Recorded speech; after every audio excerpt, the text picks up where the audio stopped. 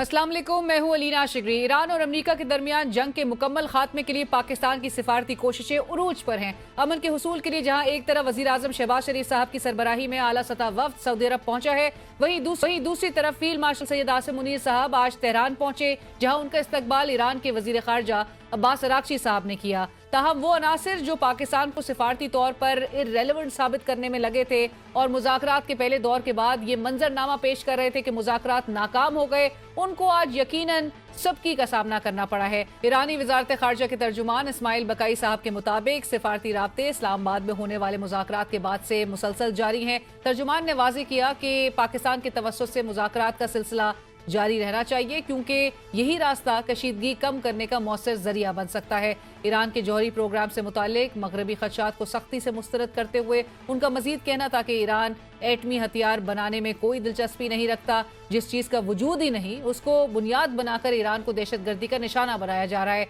जबकि दूसरी जानिब अमरीकी सदर डोनाल्ड ट्रंप ईरान के खिलाफ जंग जल्द खत्म करने और तेजी से किसी मुआहदे की तरफ बढ़ने के लिए बेताब नजर आते हैं। अमरीकी सदर पहले ही अगले 48 घंटों में अहम पेशरफ्त का इशारा दे चुके हैं। अपने ताज़ा बयान में उनका कहना था कि मुझे लगता है कि जंग खत्म होने के करीब ईरान मुआहदा करना चाहता है। मैंने चीनी सदर को खत लिखा कि ईरान को हथियार ना दें। सीनियर दिफाई तज्जियाकार major general retired Zahid Mahmood साहब इस वक्त में ज्वाइन कर रहे हैं। जनरल साहब अस्सलाम वालेकुम, thank you so much for joining us. General साहब, how significant do you think is this visit? आज ही ईरान के जो उनकी फॉरेन मिनिस्ट्री के तर्जुमान हैं उनकी जानिब से भी जिस तरह से कहा गया था कि ईरान जो है वो एक पाकिस्तानी डेलीगेशन को होस्ट भी करेगा और फील्ड मार्शल आसिम मुनीर साहब इस वफ्द की क़यादत कर रहे हैं। कितनी आप समझते हैं कि इस दौरे की अहमियत है और आने वाले आपको दिनों में एक दूसरा मुज़ाकराती दौर जो है वो होता दिखाई दे रहा है? जी, thank you very much Alina. एक तो इसको आप समझ लीजिए कि जो पिछला प्रोसेस शुरू हुआ नेगोशिएशंस का, ये उसी की कंटिन्यूटी है जी। वो प्रोसेस टूटा ही नहीं है। That is never collapsed. हम तो पहले दिन से कह रहे हैं कि कोलैप्स नहीं हुआ। कुछ चीजें हैं जो पब्लिक कंजम्पशन के लिए सामने हुई, कुछ चीजें आपको देख ली आपने कि मीडिया के लिए कोई ड्रामाबाजी या कोई वो चीज भी नहीं, बड़ी सीक्रेट रखी गई चीजें एंड स्लोली एंड ग्रेजुअली चलती रही। अभी देखिए जो पिछले मुज़ाकरात हुए अली ना, उनमें दोनों जो they start of from the maximalist list और आहिस्ता आहिस्ता चीजें, तो तीन चीजें हुई। एक तो पाकिस्तान एस्केलेशन रुकवाई, नंबर 2 पाकिस्तान उनको एक जगह पर ले आया एक टेबल पे। 47 years, ह्यूज टाइम। उस 47 साल के सफर को पाकिस्तान ने मेरे ख्याल में 47 से भी कम दिनों में या घंटों में सफर को कंप्लीट किया। इनको आपको रूम मिले and then you narrow down कि इनके जो डिफरेंसेस हैं, आई एम श्योर कि must be many things. The comprehensive एक पीस प्रोसेस का बुनियाद डाली गई। ये नहीं थी कि बस टेम्परेरी आप नेगेटिव पीस अचीव कर लें, गन्स को साइलेंट कर लें और एक वॉर को अवर्ट कर रोक लें और उसको खत्म कर दें, और लेकिन कॉन्फ्लिक्ट उधर ही रहे। और जो जोकर इन द पैक है इजराइल और अमेरिका भी टू सम एक्सटेंट, ट्रस्ट नहीं स्टेब्लिश हो रहा, ईरान का हो रहा था इन टॉक से पहले कि वो कोई हमें वॉर के अलावा कोई और चीज दे सकते हैं, क्योंकि पिछली दोनों टॉक्स में from the smoke screen of dialogue war ने जन्म लिया। ये पहला मौका था कि वॉर से डायलॉग ने जन्म लिया और रिस्ट्रेंट का मुजाहरा किया। और अब दोनों तरफ की जो लीडरशिप पाकिस्तान पे बहुत एतमाद कर रही है, बट एतमाद से ज्यादा जो प्रैक्टिकल चीजें ऑन ग्राउंड हो रही है ना, उनकी बात करनी चाहिए हमें। वो मेरे ख्याल में जो फॉर अपार्ट जो गैप है उसके बीच में, आई एम श्योर कि अमेरिका ने भी कुछ पाकिस्तान को बताया होगा, कुछ ईरान ने बताया होगा, ये हम कर सकते हैं वो नहीं कर सकते। आप एक माइंड सेट भी लेते हैं जी। हो सकता है उन टॉक्स के दरमियान जब अमेरिकन भी बैठे हो, जो ईरानियंस शायद खुल के कोई बात ना कर पा सकते हो, या अपनी जो वीकनेस है या कमजोरी है, या कमजोरी तो ना कहे, what ever they could give, हो सकता है शुरू के बात पे नहीं करना चाह रहे हो। इसी तरह likewise American would be conscious कि यार हम ऐसे कैसे रख सकते हैं। तो जब ये अलग अलग चीजें मिल रही हैं और भी पॉइंट्स निकले होंगे कि जी सऊदी अरेबिया, अभी जैसे हुर्मस है, Hormuz is a regional issue and international issue. It is beyond Iran and America. अगर कोई ये समझ रहा है कि अमेरिका और ईरान बैठ के इसका डिसीजन कर लेंगे, तो it is not going to be happening like that ना। रीजनल कंट्रीज की भी स्टेक्स हैं और बहुत सारे लोगों के, चाइना के stakes. You believe that a final deal is imminent right now? ये आप बिल्कुल अब इसके करीब पहुंच चुके हैं? आई कांट रियली से कि बहुत करीब पहुंच चुके हैं। इट्स अ ह्यूज एजेंडा है जी, ये तो हमें 8-10 पॉइंट, जो 15 पॉइंट पे 10 पॉइंट उन पे बातचीत नजर आ रही है ना, इन पॉइंट्स के अंदर फिर टेक्निकल डिटेल्स बहुत ज्यादा। लेट्स से एक मैं न्यूक्लियर की आपको एग्जांपल देता हूं अलीना, अगर न्यूक्लियर के ऊपर के चलें जी एनरिचमेंट नहीं करेंगे, अब एनरिचमेंट नहीं करेंगे, जो स्टॉक पाइल्स हैं वो किधर जाएंगे, कौन उनको मॉनिटर करेगा, किसके पास रहेंगे, उसको कर सकते हैं नहीं कर सकते, 5 साल के लिए, 10 साल के लिए, 20 साल के लिए। फिर जो टेक्निकल एक्सपर्टीज तो ईरान के पास ही पड़ी हुई है ना, तो वो तो आज नहीं तो कल अगर बनाना चाहेगा तो बना लेगा। या अमेरिका का जो मिसट्रस्ट है कि वो वॉर नहीं करेगा जी, कभी भी जब कह भी देगी जी मैं वॉर नहीं करूंगा, इजराइल भी नहीं करेगा, उनकी गारंटीज कौन देगा? तो ये बहुत सारा एजेंडा इज ह्यूज कंप्रीहेंसिव। जब आप किसी चीज को करते हैं तो you discuss each and everything, उसकी निटी-ग्रिटीज, उसकी मोडेलिटीज कैसे होगा, मैकेनिज्म्स, तो वो चीजें भी हो रही है। बट ओवरऑल जो पल्स आ रही है या जो खबरें आ रही हैं और जो फीलिंग है दैट इज गुड, पॉजिटिविटी की तरफ है। अगली मुलाकात में होती है, उससे अगली में होती है। बट जल साहब, you think one thing is for sure कि सीज फायर में एक्सटेंशन मुमकिन तौर पे वो तो अटेन हो रहा है फिर? देखिए ये it leads from the conclusion जो हमने निकाल लिया पहले ही सबने, कि military has failed to achieve the objectives of war, दोनों साइड्स की। That's why they are emphasizing more on the dialogue. लेकिन उससे हम रिलैक्स इसलिए नहीं होते कि दोनों की ह्यूज स्टेक्स है। अभी देखें ना, पहली मुलाकात अलीना अगर होती है, अगर फर्ज करें इस्लामाबाद अकॉर्ड हो गया होता, तो पीछे मुल्क में जो हार्ड लाइनर्स हैं या जिनके बच्चे शहीद हुए हैं या जो लोग मारे गए हैं, वो कहेंगे आप क्या जी टेबल के ऊपर आप हार के आ गए हैं जंग, इतनी जल्दी कैसे तस्वीर हो सकता है? प्रेसिडेंट ट्रंप की इतना पॉलिटिकल प्रेशर बनना है वहां पे कि जी आपने तो पहले उसी में आपने you have been very weak president. यही आपने आवाजें सुनी होगी जेडी वैंस के बारे में कि जो उन्होंने वीक डायलॉग की, और उसका एडवांटेज किसको होता? वो जो स्पॉइलर है इजराइल को। तो इसलिए ये स्लोली एंड ग्रेजुअली ये प्रोसेसेस होते हैं। बट गुड थिंग इज, और जो इंफॉर्मेशन भी आ रही है कि they are getting closer to वो डिफरेंसेस का जो गैप है, या राइट, एंड हेल्दी कम्युनिकेशन अगर ऑनगोइंग है। जल साहब, आखिरी सिर्फ सवाल, फील्ड मार्शल आसिम मुनीर साहब से मुताल्लिक अमेरिकी सदर डोनाल्ड ट्रंप ने गुज़िश्ता रोज एक न्यूयॉर्क पोस्ट की रिपोर्टर से एक्सचेंज में उन्होंने उनकी तारीफ की। उन्होंने कहा, उन्होंने उनको एडवाइस किया कि वो पाकिस्तान में ही इस्लामाबाद में रुके, क्योंकि अगले 48 आवर्स में वो समझ रहे हैं कि कोई ना कोई सिग्निफिकेंट डेवलपमेंट होने लग रही है, और बिकॉज वो कहते हैं कि the field marshal is doing a great job. अब जो पड़ोसी मुल्क है जो हमसे हमेशा एक एनमिटी का इजहार करता आया, उसने पहले राउंड ऑफ टॉक्स के बाद भी ये कहा कि जी टॉक्स फेल हो गई और इस किस्म का तासुर दिया जा रहा था, उनके लिए ये हजम करना कितना मुश्किल आपको लग रहा है? दो वजूहत है जी उनके लिए। तो उनके लिए वो जो जयशंकर अब पाकिस्तान के बारे में कहा करते थे कि इररेलेवेंट हो गया पाकिस्तान, इसलिए it's not a big issue, तो इंडिया तो उन्हीं की जुबान में वो खुद इररेलेवेंट हो गया। One, number two, they are part of the conflict जी, they are partnering Israel.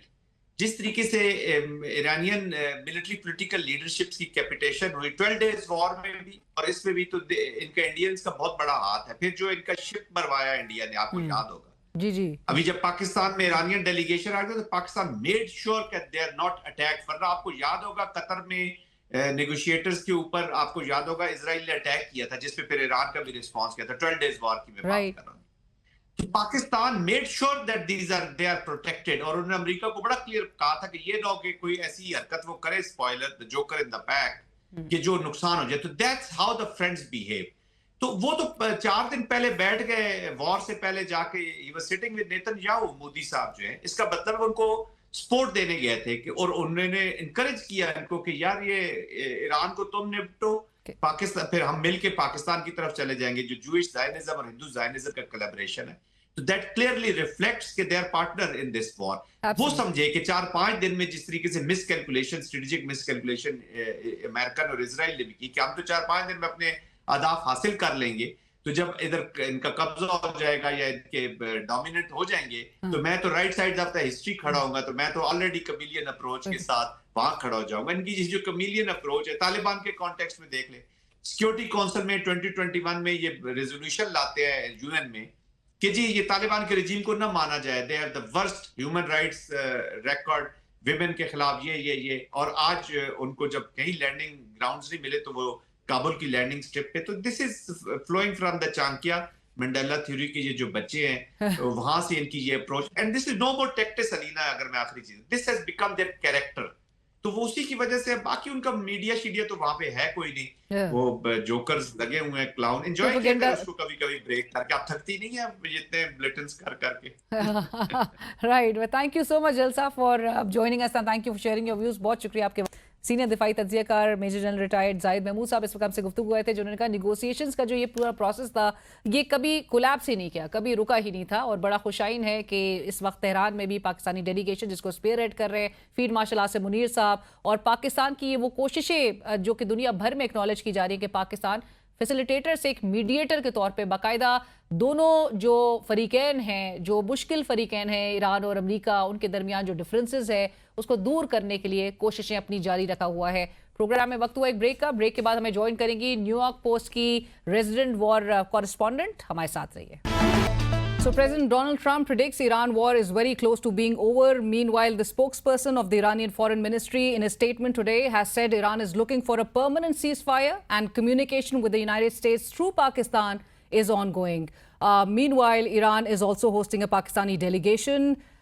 Joining us now on the show from Islamabad, Caitlin Dornbos, the resident war correspondent at the New York Post. Greetings, Caitlin. Thank you for joining us. Thank you for having me.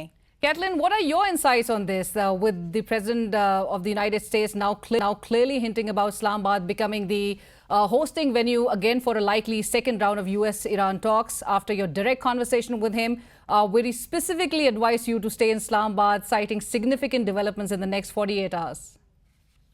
Yes, he was very clear that positive things were happening. I have a big sense of optimism that these talks actually will happen. And he was very clear that if they do happen, they will happen here in Islamabad. So that is a very exciting thing for, I think, this country and really the world in general. Right. And Caitlin, President Trump told you directly that he will not be part of the US delegation for the likely second round of talks in Islamabad. Yet he also said the US is more inclined to go there because of Pakistan's Field Marshal Asim Munir. From your conversations with him and sources in Islamabad, how firm is that no on his personal attendance right now? And what would need to change for him to reconsider flying in himself? Unfortunately, that is very firm. He gave a very firm no. He was not considering coming. You also have to look at the counterparts on each side. You know, is the supreme leader of Iran, given that he's still alive and actually the one in charge, is he going to come to Islamabad to shake President Trump's hand and sign a peace deal? No, I really don't think that that's going to happen. So actually, it would be inappropriate if the President of the United States came here because his matched, quote unquote, equal in Iran wouldn't be here. So that kind of gives you a little bit of insight into kind of how the diplomacy tables even out. Right. And but could do you think Riyadh can also be an option as a hosting venue, as certain quarters suggest that Riyadh will be an easy option logistically for President Trump to come over in person and sign the deal as compared to Islamabad? No, I don't think he's coming to sign anything anytime soon, at least. And I think that he is committed to sticking with Islamabad. There's nothing about the location that is stopping President Trump from coming. It's just a matter of where we are in the process right now. Now, I will say that it's not incorrect to try to make some speculations like that, since we know that he did come to Israel to sign the Gaza peace deal eventually when that did come together. But I have no indication right now that he has any plans to actually come overseas and sign anything. We got to get there first. We got to get that agreement first, and then maybe we can start to talk about other options for the president maybe coming to the area. But all I know is he told me he's not coming. Right, because there have been a lot of speculations ever since he made a telephonic conversation with the Indian Prime Minister, and people started speculating that he might just consider coming to India post second round of talks with Iran. But moving on, now on the ceasefire front, Caitlin, do you think a final deal is imminent now and a draft work might almost be ready? Or are there, do you believe, certain slips between the cup and the lips? I do not speculate.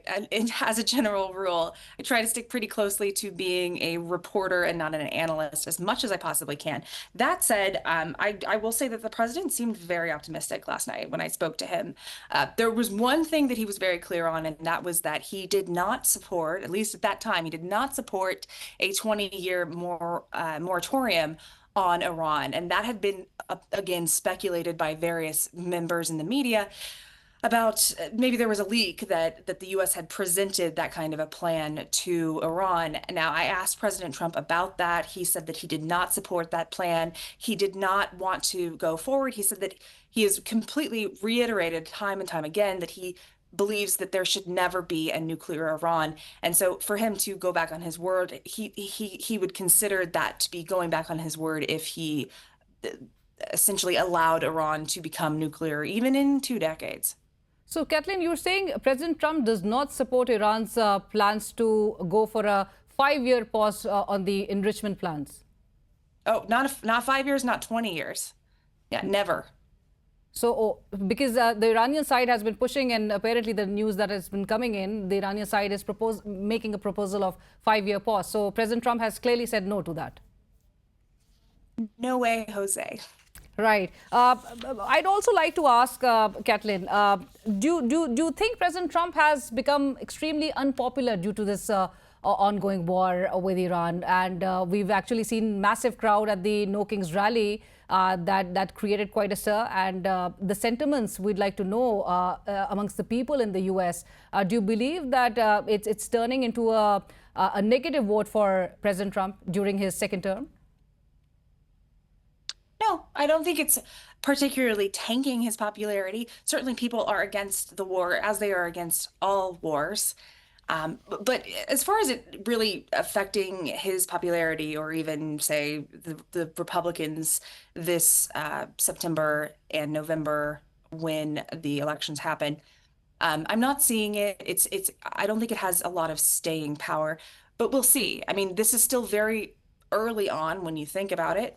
Hopefully we're actually at the end of all of this, and this will be long gone and forgotten by the time November comes around. And ultimately, when President Trump is able to say, I stopped Iran from becoming a nuclear power, that will gain him some popularity for sure. Right. And Kettler, how long do you think can this blockade of Strait of Hormuz sustain? With the spokesperson of the Iranian Foreign Ministry stating today that the ceasefire, the blockade actually accounts for a violation of the ceasefire. You know, it is not, obviously it's not a violation of the ceasefire because it's not a shooting war. Now, it is obviously a very serious act. I think that the blockade is putting a lot of pressure on Iran's economy. And it does beg the question, how long can Iran itself withstand that kind of pressure? I think that it is pushing Iran more towards wanting to make a deal. At least that is what President Trump is picking up on. And with the Pakistani delegation now in Tehran, led by the Field Marshal Asim Munir, we're also hoping that something positive will come out of that. And on the weekend, like President Trump had told you, that the next 48 hours, again, would be quite crucial regarding that. So on a lighter note, Kathleen, your conversation with the president is still abuzz in Pakistan, especially. How accessible is the world's most powerful person to reporters there in the U.S.? It depends on the reporter. It depends on the news outlet, but he is generally very accessible. I've never really experienced a president in my lifetime who has been as accessible to the press. I compare it to President Joe Biden before. I have only ever introduced myself once to President Biden, even covering the White House, and that was at a Christmas party, and it was a very brief handshake. He did not come to the podium very often. You didn't have a lot of interaction or really know what he was thinking or what he was planning. With President Trump, he's incredibly accessible. And I think that is something to be commended for him because it, especially in a society like the United States, where we have a free press that is in place to preserve democracy, that is an incredible thing to have that much access to the president. Right. And Kathleen, towards the end, I'd also like to know that you were supposed to leave back for the U.S. yesterday. And upon President Trump's advice, you had extended your stay and hoping that we will be seeing any positive developments over the weekend, over the next 2 days. How has your experience in Pakistan been coming along so far? How did you find the cuisines? We've been following your posts and you've been reporting since last weekend, ever since the first round of talks took place. How do you find Pakistan so far? What a magical experience coming to Pakistan has been. Immediately upon landing, I was greeted at the airport with open arms and very excited Pakistanis ready to see foreigners on Pakistani land. And I even posted my initial tweet just saying that I had arrived, and it went pretty viral. And suddenly I feel like I've made thousands and thousands and thousands of Pakistani friends online, and even a couple in person as well. And I have just been so impressed by the hospitality of Pakistan and the genuine spirit of everyone that I come across. And I'm enjoying all sorts of aspects of the culture. Yes, the food, but also the music and the shopping and the fashion. I'm a big fan of Pakistan so far. And you look absolutely lovely in those Pakistani dresses as well. Thank you. I love them so much. I'm so glad that I purchased them, and I think I might have to do some more shopping while I'm here since I'm going to be here for so long. Right. Thank you so much, Kathleen, for joining us. It was a pleasure having you on the show. Thank you. And we hope again soon as we see some more developments coming in. Thank you for joining us. Dawn Bose, resident war correspondent at New York Post, was speaking with us और आपने उनकी गुफ्तगू मुलाहिजा की जहां पर वो कहती हैं कि अमरीकी सदर डोनाल्ड ट्रंप से जो उनकी टेलीफोनिक गुफ्तगू हुई डायरेक्टली ईरान की जानिब से जो प्रपोजल की बात की जा रही है कि 5 साल के लिए जो ईरान एक पॉज एक उसमें एक जो प्रपोज कर रहा है कि वो 5 साल तक यूरेनियम इनरिच नहीं करेगा, प्रेसिडेंट ट्रंप ने 5 साल हो या 20 साल हो उसको एक आउटराइटली रिजेक्ट कर दिया है। प्रोग्राम में वक्त हुआ एक ब्रेक का, हमारे साथ रहिए।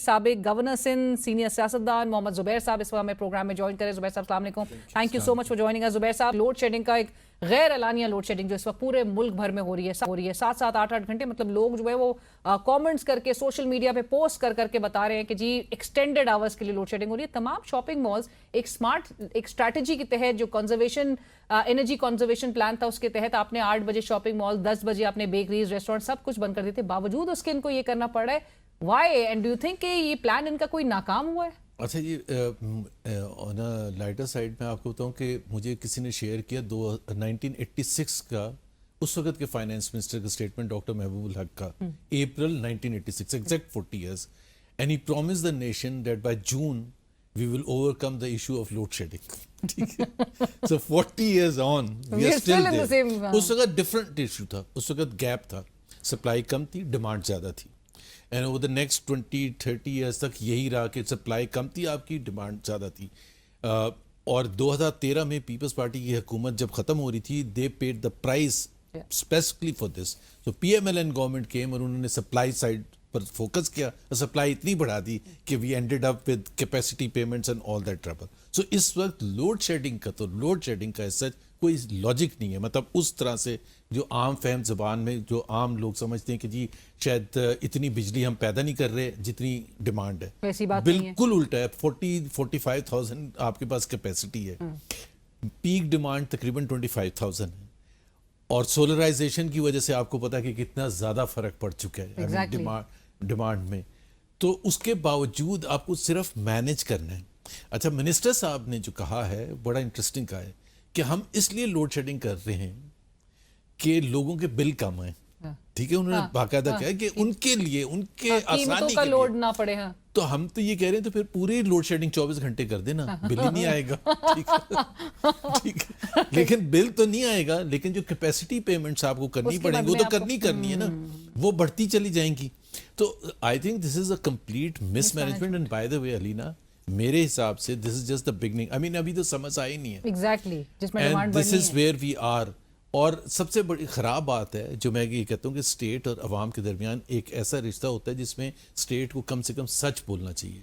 सो 2-2.25 घंटे या 2.5 घंटे आप कह रहे थे, वो नहीं हो रही, और वो अगर एलानिया तो उसके टाइम फिक्स होने चाहिए। Exactly. बार बार जब इंटरप्शन होता है तो सारा काम रुक जाता है। You don't know how to plan your things, so it is very very poor management. 5 to 1 o'clock 5 बजे शाम से लेकर 1 बजे रात तक के दरमियान होगा ये 2.25 घंटे का, लेकिन ये अभी कोई वो नहीं है। नहीं, क्यों? जब आप प्लान कर रहे हैं, why can't you tell the time? Exactly.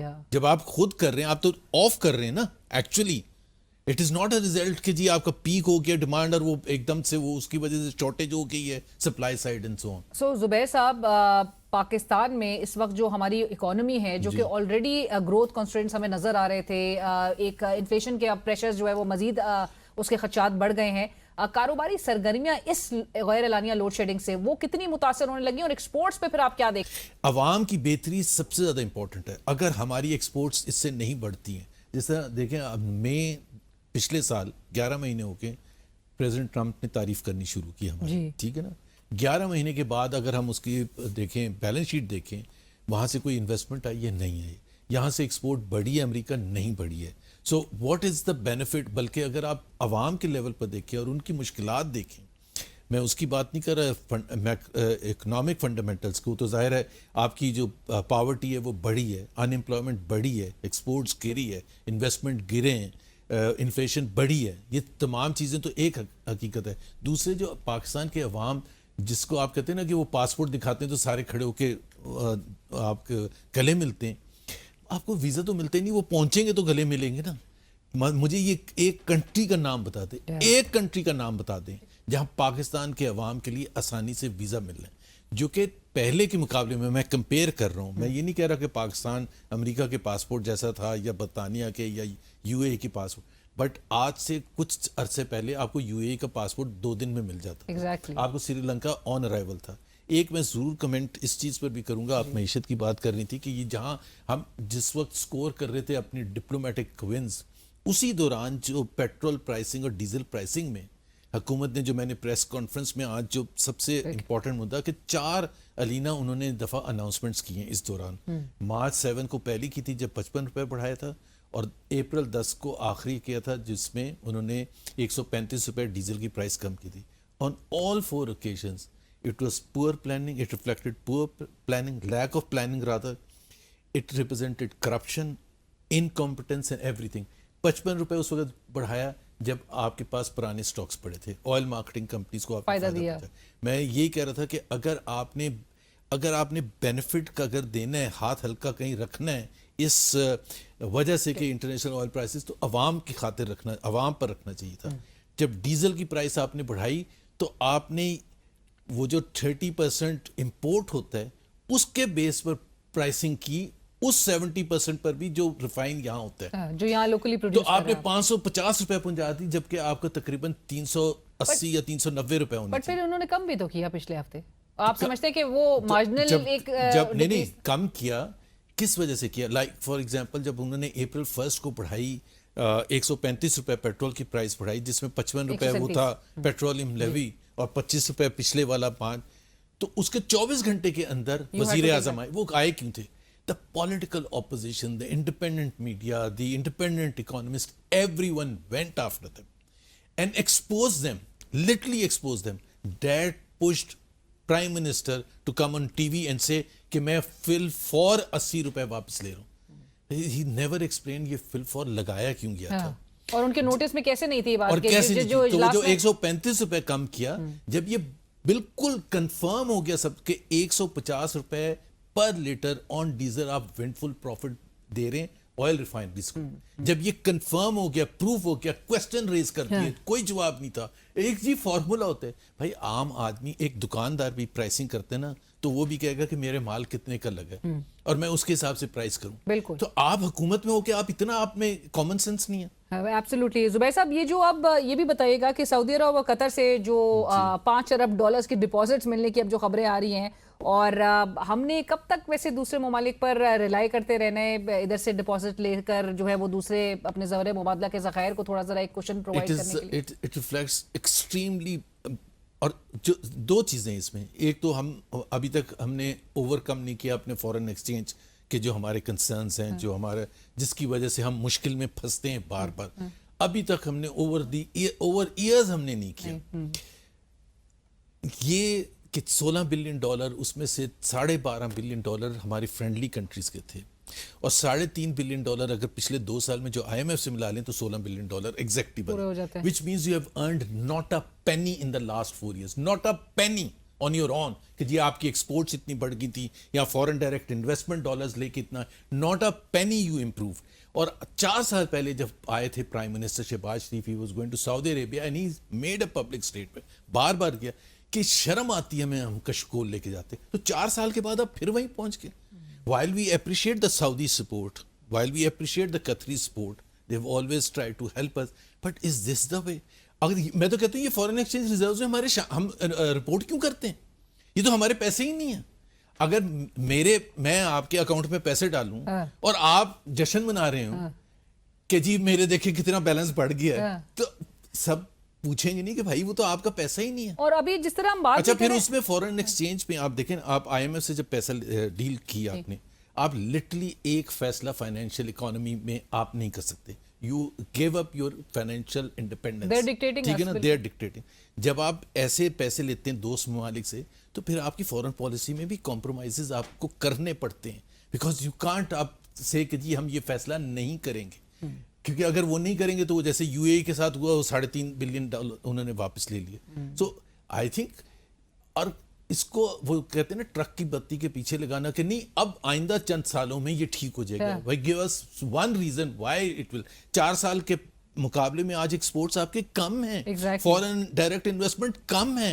So sources क्या है? तीसरी रेमिटेंसेस बच जाती है, जो बल्क है $40 बिलियन अराउंड, उस पर और वो आपका भी अभी टोटल के जो हिसार है। सिनारियो है जो इस वक्त मिडिल आई ईस्ट होप क्राइसिस- वो ठीक हो जाए, बट रेमिटेंसेस तो हुकूमत का तो कोई एफर्ट नहीं है।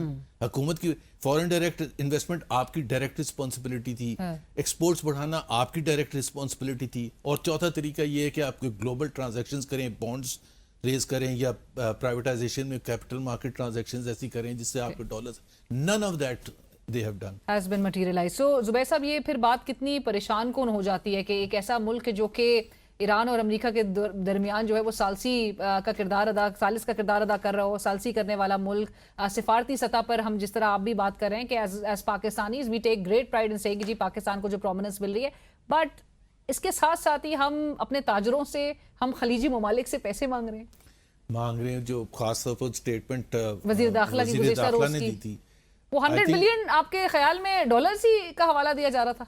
अगर वो डॉलर्स नहीं थे, जो वजाहत आई है, जी, रुपए थे, तर्जुमान तो की। वापस जो लाने के लिए $10 बिलियन का था, ठीक है, तो फिर $10 बिलियन रुपए होने चाहिए, जो बजट से पहले वो ठीक है चाह ना, रहे हैं। जो बजट से पहले, वो तो लेकर आ 100 सकें। बिलियन के मुकाबले में वो कह रहे थे 10 बिलियन सिर्फ वापस लिए हैं। 20 से 30% वो कह पूरे नहीं लेकर meant dollars, but even let's say 100 billion rupees थे, वो भी $3.6 बिलियन तकरीबन बनते हैं, वो भी मनी लॉन्ड्रिंग के थ्रू गए ना। पहले what does it say about the control system that we have, 4 years the they were in oversight government. that we have, none of it ना, लोग मर्जी से हुंडी के थ्रू, वो जो उन्होंने खुद कहा है कि कैसे लेके गए हम ये भी नहीं पूछेंगे, 2 and so लोगों on को and so सिर्फ forth. उठाएंगे। तो और फिर क्या वो आपने फिक्स कर दिया प्रॉब्लम?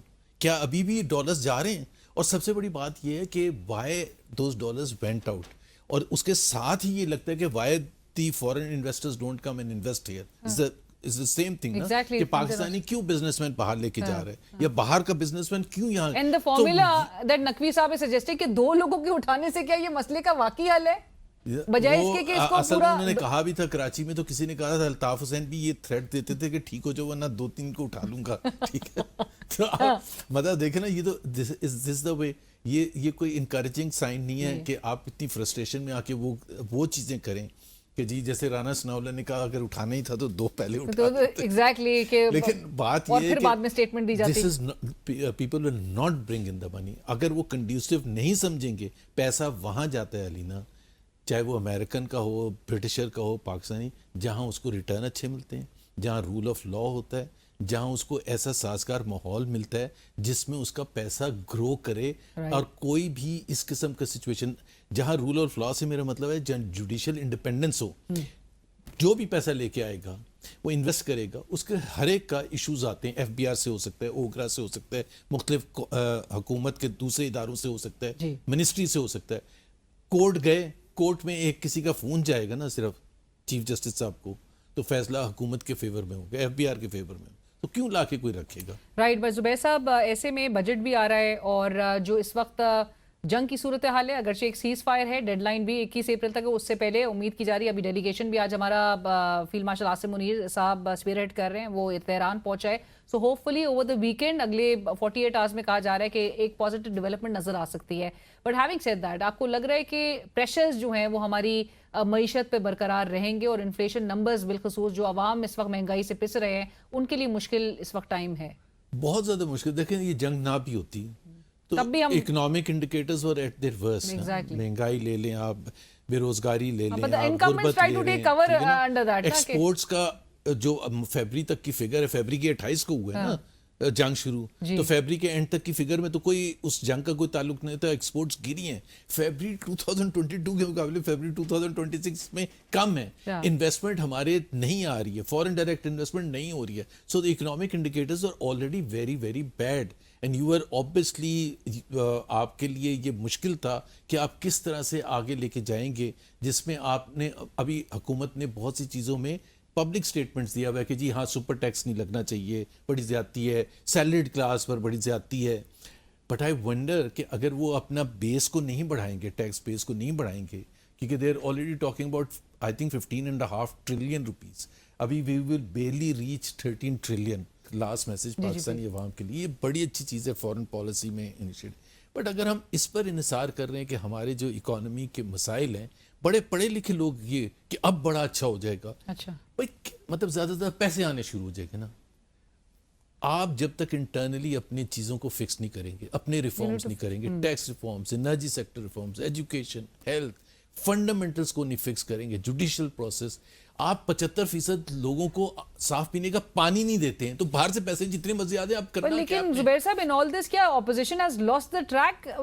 ये क्यों नहीं प्रेशर वो क्रिएट कर पा रही है मौजूदा हुक्मरानों पे? जो आप कह रही हैं कि वो कैसे ये पब्लिक को तमाम galvanize चीजें करना कि पब्लिक को उनके galvanize- rights, हाँ। देखें, दो चीजें हैं इसमें, मुझे कोई शक नहीं है कि पब्लिक किस तरफ खड़ी है, लेकिन उसके साथ साथ एक तरीक़ेकार, let's not forget this is an authoritarian country, okay. हमने बहुत से इन द पास्ट 4 years देखा है कि लोग निकले और उसमें जिस तरह से हशर हुआ, नवंबर 26, 2024 को क्या हुआ, मतलब फरवरी 8 को क्या हुआ, किस तरह वोट मिनिस्टर्स तो हमें ये बता रहे हैं इट सूट्स देम, क्या this setup suits them. It suits them ना, बिल्कुल। देखना, हम तो ये कह रहे हैं कि भाई आप बंदूक के जोर पर बिल्कुल आप बैठे रहेंगे। अयूब खान भी बैठे थे ना 10 साल, जियाउल हक 11 साल बैठे थे, मुशर्रफ 9 साल बैठे थे। So it's a very difficult thing to decide which, so मुझे नहीं पता कि किस तरह से होगा, बट हम तो यही चाहेंगे एज एन ऑपोजिशन कि जल्दी से जल्दी हुकूमत का तख्ता हो उल्टे। Thank you so much Zubair साहब। साबिक गवर्नर सिंध जनाब मोहम्मद जुबैर साहब इस वक्त हमारे साथ प्रोग्राम में शामिल थे, और इसी के साथ ही प्रोग्राम की टीम अलीना शिगरी को कल तक के लिए इजाजत दीजिए। अल्लाह हाफिज।